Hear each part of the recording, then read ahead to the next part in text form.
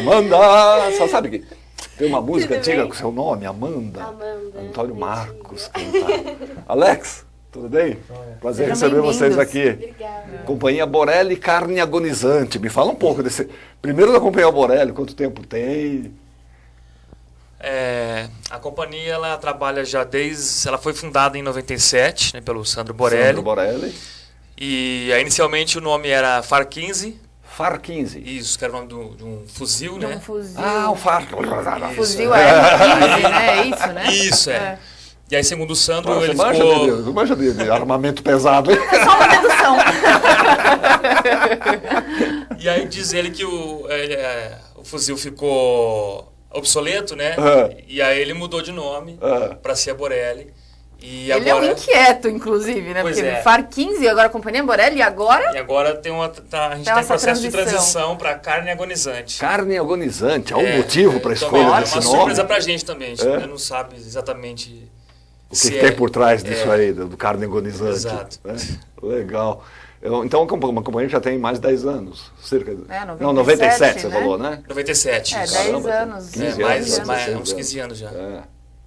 É muito raro, né, uma companhia de dança sobreviver tanto tempo. Né? E ele saiu, na verdade, ele dançou em grandes companhias e tal, e ele saiu para ter um trabalho independente mesmo, para não depender do Estado, enfim, para fazer artisticamente aquilo que ele acreditava. E inicialmente era com um grupo de amigos, né, bailarinos engajados na mesma causa artística que ele e tal.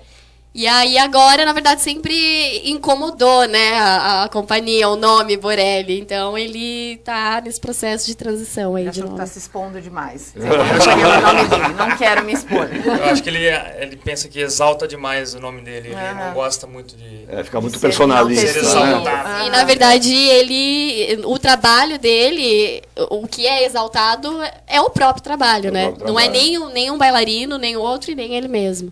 Ele dança ainda, o Sandro, ou ele só coreografa? Não.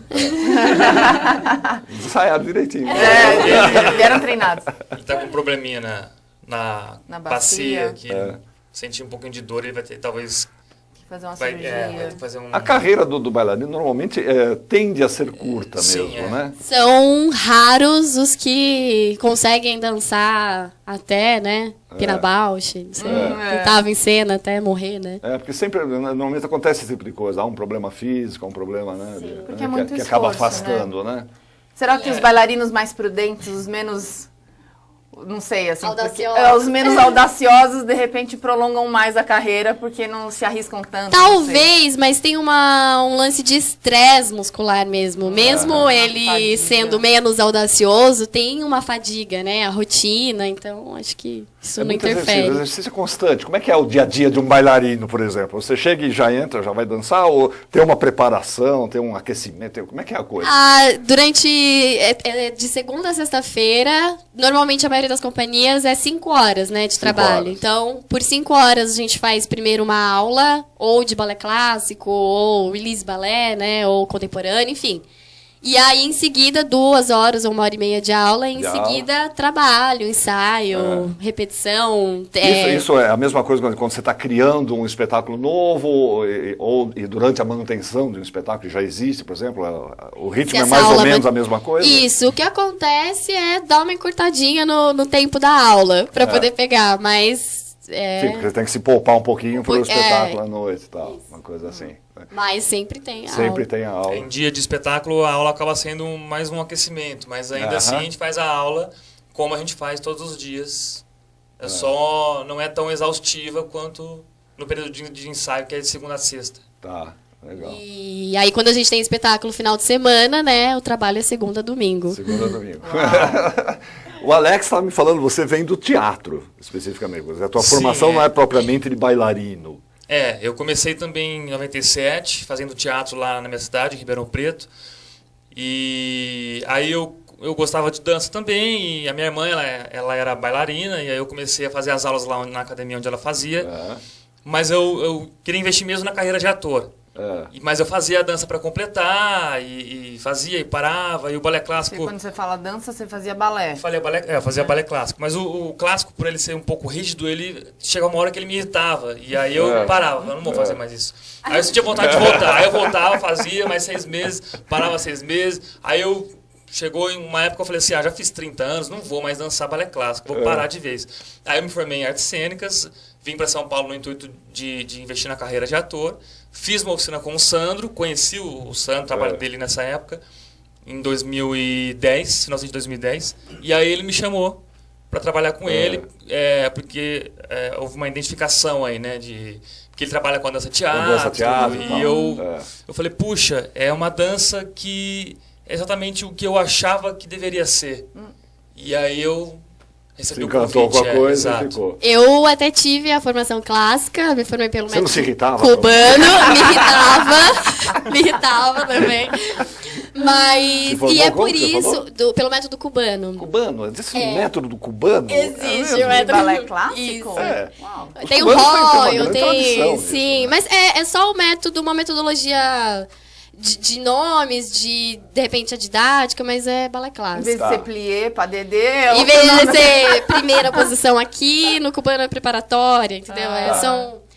E, enfim, só que também não me bastava. Eu adorava as aulas, eu fazia horas e horas de aula, contemporâneo, jazz, fazia tudo que eu podia de dança, mas também sentia que, não, falta alguma coisa. Falta alguma coisa. E aí eu comecei a entrar no teatro também, me formei em artes cênicas também, cheguei a fazer algumas montagens. É de Lins, gente.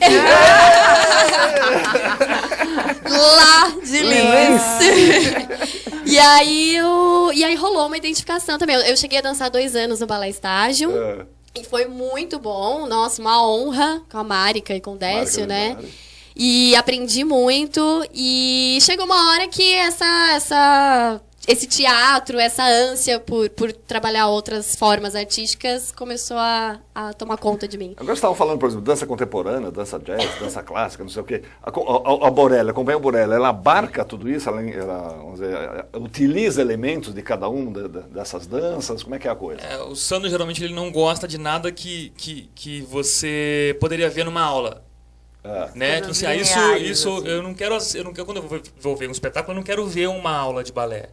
Eu quero ver uma outra coisa, eu quero entrar numa outra viagem. Então, tudo que tem resquício de signos, né, do balé clássico, por exemplo, marcantes de determinados estilos. Ele tira, ele não gosta. Nem tanto a técnica clássica quanto a técnica contemporânea também, né? A gente, inclusive nas aulas dele, a gente procura cair de outras formas, enfim, não utilizando essa técnica muito clara, contemporânea e clássica. Legal. Vocês estão fazendo agora o Artista da Fome, quer dizer, já é o 5º ou 6º espetáculo baseado na obra do Kafka, né?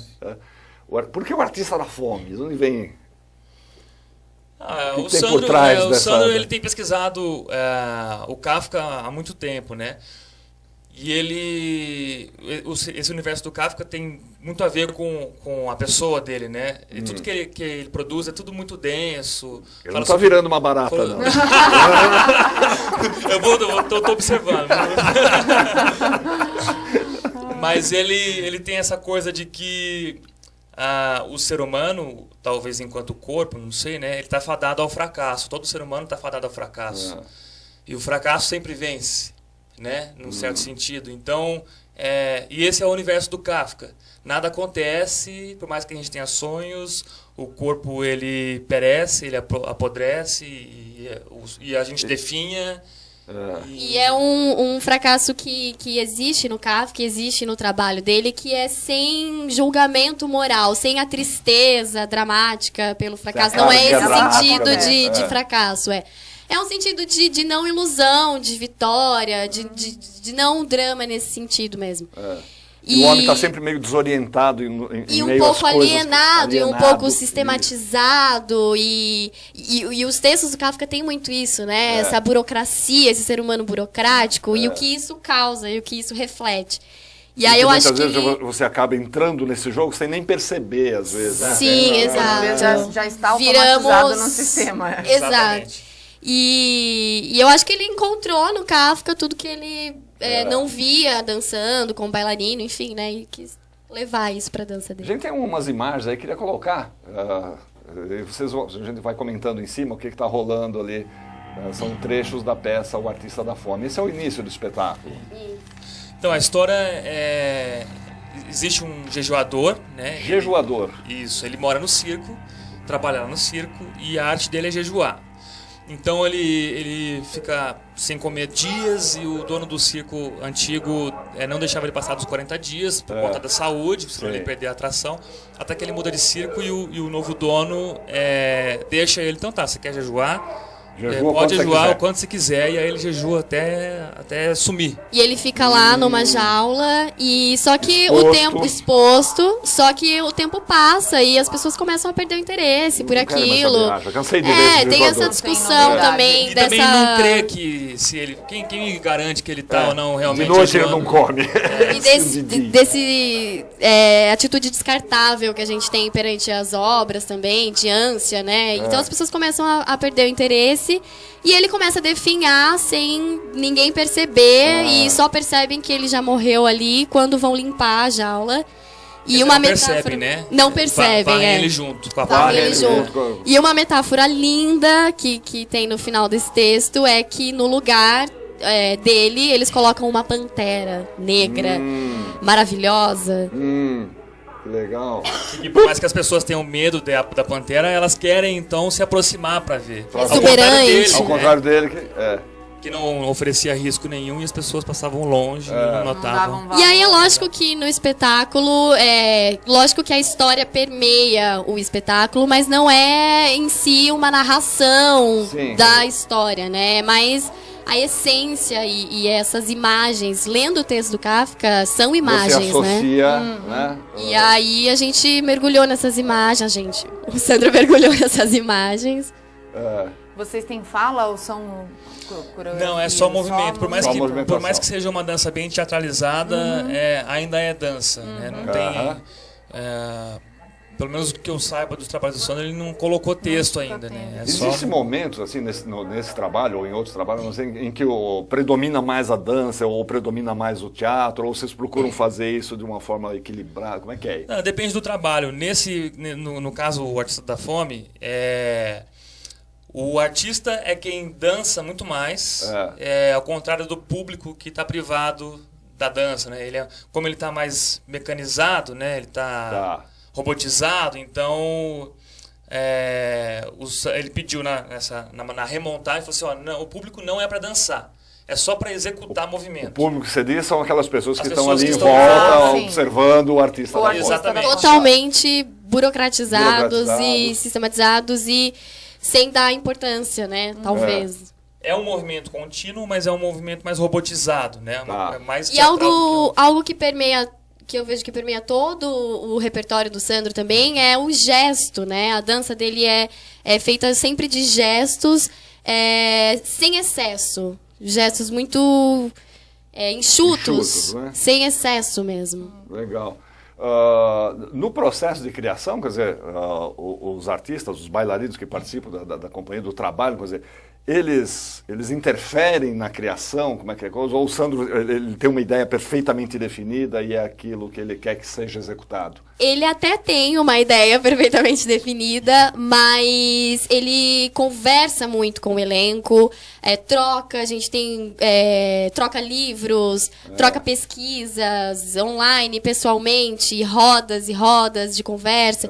E eu acho que isso vai alimentando, né, a criação dele. Bagagem. E na hora de criar, claro, ele mostra o que ele quer e a gente mergulha naquilo. Mas não é de uma forma impositiva assim, no sentido de, eu quero que você faça esse movimento. Como a gente passou por toda uma pesquisa, processo, quando ele fala, a gente sabe. Já saca, né? E a gente não fica, nossa, então tá, vou fazer porque ele tá mandando, né? A gente meio que sabe porque a gente tá mergulhado no processo. Então é uma relação de confiança. Confiança mesmo. Ele propõe um movimento, e só que o movimento sempre nasce do intérprete, né? E aí ele fala assim, mais ou menos, vai buscando, né? Então ele dá a faísca, assim, né? Mas ele ainda, quando a gente cria demais, ele fala assim, não, a criação ainda é minha. Chega! Mas o que eu acho bacana do Sandro é que ele respeita essa coisa de que a vida, ela também, a obra também tem vida própria. E ela se desenvolve e está sempre em processo de criação. Diferente de pessoas que às vezes são muito... Não, esse movimento esse dedo é apontado para lá. Aquela rigidez. A cabeça exatamente. Ele sabe e respeita isso, que existe uma vida ali e que ela existe independente do Criador. E uma coisa muito legal que a gente ouviu dele, inclusive esses dias, né, parafraseando mais ou menos, é que o dia que alguém for assistir e sair dizendo, nossa, que coreografia maravilhosa, tá errado, porque o que tem que sobressair é a obra, é a sensação da obra, é o trabalho, e não a coreografia maravilhosa, ou o bailarino maravilhoso, ou... Que normalmente na dança, isso não é um pensamento novo, não é novidade para ninguém, mas ainda hoje, na dança, há muito essa busca por uma coreografia ideal, né? Perfeito, mais do que um trabalho muito interessante. Agora, me diga uma coisa, por exemplo, que música vocês usam? É uma música especialmente composta ou são trechos de música? Tem uma pessoa que compõe. Todas as trilhas para o Sandro eu não sei de que época, mas já faz tempo. Desde muito tempo atrás. E a música nasce junto com o trabalho? Quando você entra, a música já está pronta? Pelo que eu tenho acompanhado, de quando eu entrei, que é recente, eu entrei em 2011, eu acho que é o Gustavo Domingues, que acompanha as trilhas. Ele vai assistir alguns ensaios, e aí ele vai compondo, vai criando. A partir do que ele está vendo. Exatamente. Ele sabe que tem um momento ali, naquele momento X, que é assim. Então, acho que tem a ver com esse som, e aí ele vai criando. Vai criando. E a obra é tão viva, né, que ele trocou o elenco sempre, né, renovado. Então, consequentemente, aquilo trouxe outras coisas para a obra, outras coisas para ele. A trilha nem é a mesma, né? Trocou a trilha também. Trilha também. Na verdade, assim... Tinha uma trilha do espetáculo e tinha uma trilha que era da entrada do público que vai assistir. E a saída, né? Depois que termina. E ele acabou achando nessa remontagem... A música de espera mais interessante. Que ela acho que traz mais o estado que ele buscava no início. Na peça, ele falou assim, então eu vou usar essa. Legal. O Artista da Fome, da Companhia Borelli. A gente tem mais um trecho aí. Vamos ver mais um trechinho do Artista da Fome. A primeira montagem, aconteceu quando? Foi 2008. 2008. Legal. Que eram são só homens ali? Não. Cadê você, mulheres? São homens e mulheres, né? Que bom que você achou que eram só homens. Porque, na verdade, não tem essa... não necessariamente homens, mas uma coisa assexuada, quase. Neutra mesmo. Sem feminilidades, nem masculinidades demais. Dificilmente o Sandro distingue, assim, quando ele vai criar com o bailarino, você é homem, você é mulher. Não, são todos peças de sistema, né? Então não tem... Tem muito a ver mesmo com esse universo do Kafka. Exato. Essa coisa meio indeterminada, meio... né? Inclusive até coreograficamente, ele respeita, né, a diferença física entre homem e mulher, mas também não muito, assim. Não é porque você é mulher, fraquinha, não, vai lá e faz. Legal. Vocês vão fazer esse final de semana, é isso? Estaremos na Galeria Olido esse final de semana, quinta, sexta, sábado e domingo, e no Centro Cultural São Paulo no próximo final de semana, e no próximo lá na nossa sede, que é no Casulo, que fica na Barra Funda, com a Souza Lima. É o nome de um dos espetáculos. Imagino que deve ter sido o primeiro dessa série. Batizou o espaço, né? Que fica onde, o Casulo? Fica na... Rua Souza Lima. Souza Lima, na Barra Funda. Isso. A Souza Lima é uma travessa da Rua Barra Funda, perto do metrô Marechal Deodoro. Então, esta semana... Essa semana tem hoje, então. Começa hoje? Estreamos hoje. Vocês já vão daqui pra lá? Exato. Vamos dar uma paradinha pra almoçar. E aí já vamos pra lá. Então, quinta, sexta, sábado e domingo. Galeria Olido. Que horário que é? 19 horas? 20 horas? Na Galeria Olido é às 8. E domingo às 7. Quinta, sexta, sábado às 8, domingo às 7. Isso. E no Centro Cultural eu acho que já é às 9 durante a semana e domingo às 8. Na semana que vem no Centro Cultural e na outra semana no Casulo. Exato. Na Galeria Olido eu acho que a entrada é franca. Sim, então acho que é todos eles. Todos os finais de semana. Entrada franca. Mesmo lá no casulo de vocês? Sim. Legal. Que é um projeto que essa remontagem faz parte do 13º edital de fomento à dança. Né? Nós estamos fomentado e então tem essa remontagem, tem uma criação nova que é para o segundo semestre, que é Na Colônia Penal. Também Na do Colônia Kafka. Penal. Que é um texto do Kafka também. A gente tá ansioso. Exato. E nesse fomento também tem o projeto da revista Murro em Ponta de Faca, que é uma revista sobre dança com um foco mais político. Tá. Que a gente distribui pela cooperativa Paulista de Dança, lá no nosso casulo também. Quem quiser entrar em contato, tem o site, que é murroempontadefaca.com.br. murroempontadefaca.com.br. Essa coisa do fomento à dança, vamos dizer, tem viabilizado que as companhias tenham um trabalho mais constante, não é isso? Quer dizer, Sim, mais continuado, essa pesquisa, Exato, né? mais sossego para trabalhar, né? Com certeza. Mais recursos, mais, né, tranquilidade. Isso reflete, inclusive, no público, vamos dizer. Eu tenho percebido que tem havido mais apresentações de dança do que havia alguns anos atrás. Você vê a dança mais presente nos palcos. Não, com certeza. E aqui em São Paulo a gente tem, né, muito centro cultural, muito espaço, oficinas, né, espaços de oficinas e tal, que de repente não eram muito utilizadas por grupos independentes. E agora a gente tá começando a ver mais. Lotada, tá faltando espaço. Tá faltando agora. espaço pra todo mundo. Não, ainda pode mais. Ainda dá, né? Mas essa questão da dança, da arte em geral ser fomentada, e a gente luta por isso, né? O Sandro, ele tem essa militância, ele ganhou um prêmio PSA, acho que ano passado, de militância política em dança. É uma questão que a gente sempre discute, porque ao mesmo tempo que a gente tem agora mais tranquilidade para trabalhar, isso talvez possa ser um tiro no pé lá no futuro, porque se a gente não tiver mais dinheiro do governo, o público já vai estar mal acostumado e não vai querer mais pagar por espetáculos. Esse é um problema que a gente estava discutindo essa semana, por exemplo, com o que aconteceu em Portugal. As companhias teatrais, as companhias de dança em Portugal eram todas mantidas pelo governo. Com a queda lá, a questão da crise econômica na europeia, o que acontece? Portugal caiu, né? Portugal está praticamente falido, e essas verbas acabaram. E os grupos teatrais não têm a menor condição de sobrevivência, os grupos de dança. Quer dizer, tá bem por aí o que você estava falando. É um cria uma risco, dependência isso. muito grande. E cria um sentido de mendicância também, né? Tem esse lado de a gente Você não só ter sobrevive se for de doação, se for de doação, que não reconhecem a função do artista socialmente. Tem muito a ver com o tema da peça que vocês estão levando. Que tem muito a ver com o tema da peça. Que por mais que a pessoa vá ver porque é de graça, não significa que ela valorize a arte, aquilo. entendeu? Então, pode ser que ela vá assistir e ela fica ali assistindo e morre ali, né? Dura, olhando e não vendo, né? Mas isso tem algo a ser uma questão trabalhado. complicada que vem da formação, quer dizer, a falta da formação cultural nos primeiros anos, por exemplo, na escola, quer dizer, a falta de, né, da convivência com a arte. O contato com a arte que a gente tem na escola, né, é muito burguês, né, muito uma coisa para ser apreciada, contemplada para o meu prazer. Né? Quando tem, né? Porque às vezes nem tem. Quando tem.